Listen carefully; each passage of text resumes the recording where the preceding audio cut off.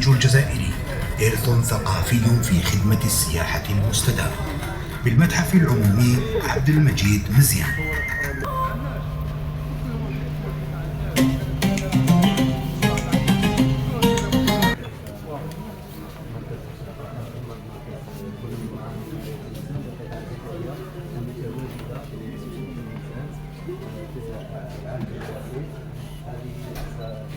كل هذه يسمى القراءة في اللغة المحلية التونسية، وهو عبارة عن زقائق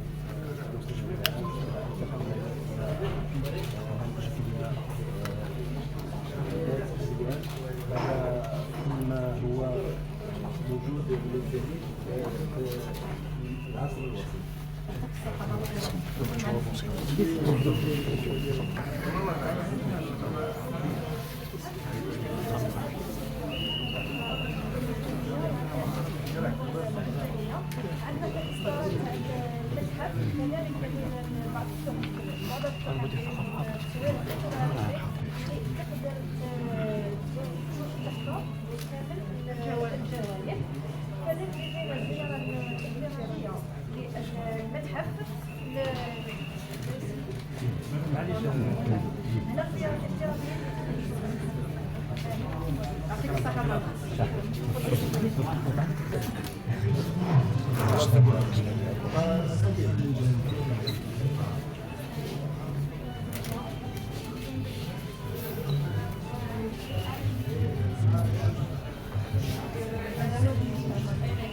باعتباره كإرث. إن الأساتذة والخبراء والباحثين الأكاديميين على إسهاماتهم العلمية التي تعزز البعد المعرفي والتأصيلي للزليج الجزائري، إلى وسائل الإعلام كذلك، وسائل الإعلام الوطنية والمحلية والرقمية التي تواكب هذه التظاهرة وتسعى للتعريف بها والترويج للزليج الجزائري.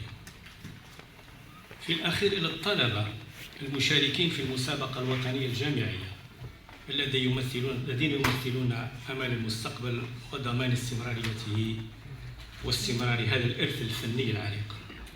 أيها الحضور الكريم، إن هذا الملتقى هو فضاء ومنصة تجمع الأساتذة والخبراء والباحثين والمسؤولين القائمين على قطاعي الثقافة والسياحة، وذلك لتبادل الآراء والرؤى حول أهمية وقيمة الزليج كجزء من التراث والثقافة والسياحة والاقتصاد، ليكون إن شاء الله علامة فنية وطنية تندرج ضمن مسار التنمية الشاملة.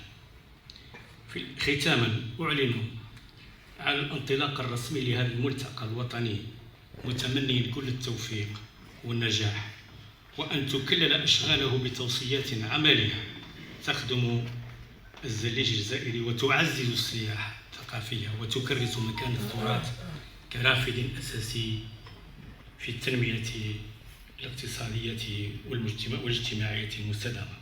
وفقنا الله جميعا لما فيه خير الجزائر. السلام عليكم ورحمة الله تعالى وبركاته. علميا وتشاركيا لتبادل الخبرات وبلورة تصورات علمية واقتراح آليات مبتكرة كفيلة بإعادة الاعتبار لفن الزليج الجزائري. أحاول أن تكون كلمتي موجزة جدا نظرا لالتزامات سيد الوالي التوقيتية، وبالتالي والصلاة والسلام على أشرف المرسلين سيد الوالي المحترم، السادة السلطات الأمنية والعسكرية، عمي سليمان الغول، كل بمقامه وبشرفه ووقره، السادة الإعلاميين ونشكرهم اللي كان حضورهم قوي جدا، الحرفيين والفنيين وكل ضيوف ولاية أشلف.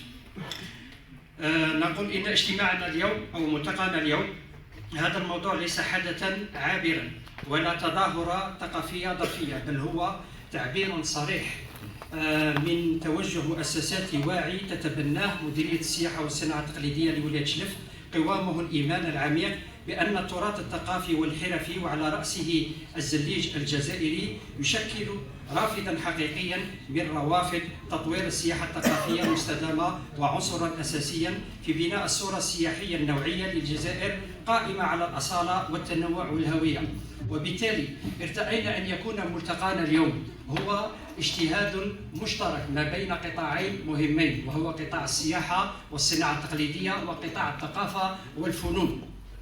وبالتالي كان هذا الملتقى اللي سيكون 3 أيام 23 24 25 إلى يوم الخميس إن شاء الله، وكان تحت الرعاية الرسمية للسيدة وزيرة الثقافة والفنون، ورعاية التي أعطاها السيد الوالي اهتماما كبيرا نظرا لأهمية الموضوع. وبالتالي هذا الملتقى سيتخلله عدة ندوات علمية وورشات علمية، وأيضا ورشات فنية حرفية ومهنية. وبالتالي حتى أن ستكون هناك ورشات خاصة للأطفال، حتى يكون هناك نقل المعارف الخاصة بالزليج الجزائري. على هامش هذا الملتقى تم تحضير فلاير فيه معلومات خاصة بالزليج الجزائري سيوزع على جميع المواطنين عبر شوارع ولاية شلف حتى يتعرف على الزليج الجزائري. كما كان هناك استبيانا حتى نعطي طابعا علميا للملتقى، وكان هناك استبيانا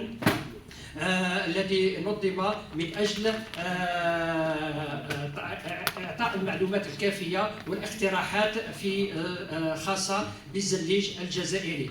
كما كان هناك مسابقة خاصة للطلبة، خاصة طلبة تخصص تاريخ وآثار، حتى نقوم بالعلاقة ما بين العمل تاع الملتقى والعمل البحث العلمي. كل هذه الأمور نشكر سيد الوالي اللي أعطاها اهتمام وسهر مباشرا على نجاحها. نشكر جميع القطاعات، على خاصة مديرة المتحف اللي أعطت جندة النفس والنفيس، وأيضا سيد مدير الثقافة وجميع القطاعات، على رأسها أيضا غرفة الصناعة التقليدية والحرف. وبالتالي نشكر الجميع على الحضور، ونظرا لاهتمامات والتزامات سيد الوالي نشكره على حضوره رفقة السلطات الأمنية والعسكرية لإعطاء الاهتمام جاء خصيصا لافتتاح هذا الملتقى. شكرا سيد الوالي، شكرا للجميع وشكرا للحضور الكرام، بارك الله فيكم.